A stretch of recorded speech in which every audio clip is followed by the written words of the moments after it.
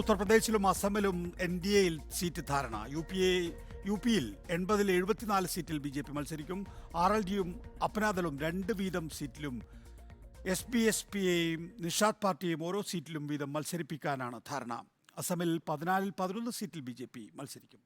Nobel മാറിക്കാരം വിശദാംശങ്ങളുമായി. Nobel, വൈകിയാണ് യഥാർത്ഥത്തിൽ NDAയിലെ സീറ്റ് വിഭജനം നടക്കുന്നത്. ഇപ്പോൾ 2 സംസ്ഥാനങ്ങളിലെ ഇത് പൂർത്തിയായിരിക്കുന്നു. വിശദാംശങ്ങൾ.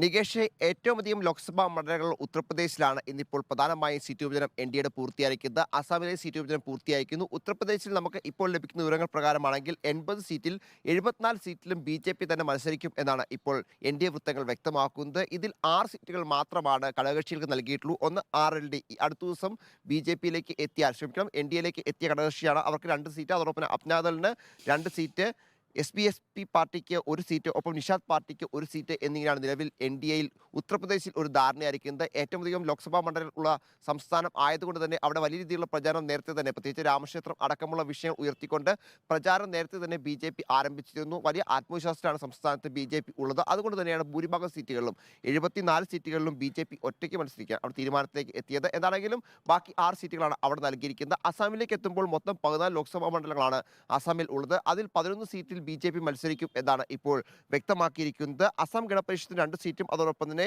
UPPL പാർട്ടിക്ക് 1 സീറ്റും നൽകാനാണ് ഇപ്പോൾ തീരുമാനം ആയിരിക്കുന്നത്. അത്തരത്തിൽ വലിയ രീതിയിലുള്ള ചർച്ചകളിലേക്ക് പോയിക്കൊണ്ട് തന്നെ എത്രയും വേഗം ഇത് പൂർത്തിയാക്കാൻ കഴിഞ്ഞു എന്നാണ് നമുക്ക് മനസ്സിലാവുന്നത്. ഇനിയിപ്പോൾ മറ്റ് സംസ്ഥാനങ്ങളിലെ കൂടി NDAയുടെ ഒരു സീറ്റ് വിഭജനവുമായി ബന്ധപ്പെട്ട ചർച്ച നടക്കുന്നുണ്ട്. അതിൽ അന്തിമ ധാരണ എത്തേണ്ടതുണ്ട്. ഏറെക്കുറെ എല്ലാ സംസ്ഥാനങ്ങളിലും ഇതിനോടൊപ്പം തന്നെ ധാരണ എത്തിയിട്ടുണ്ട് എന്ന വിവരങ്ങളും ഉണ്ട്. അതുമായി ബന്ധപ്പെട്ട പ്രഖ്യാപനങ്ങൾ വരും ദിവസങ്ങളിൽ ഉണ്ടാകും എന്നാണ് നമ്മൾ പ്രതീക്ഷിക്കുകയും ചെയ്യുന്നത്. നികേഷ്.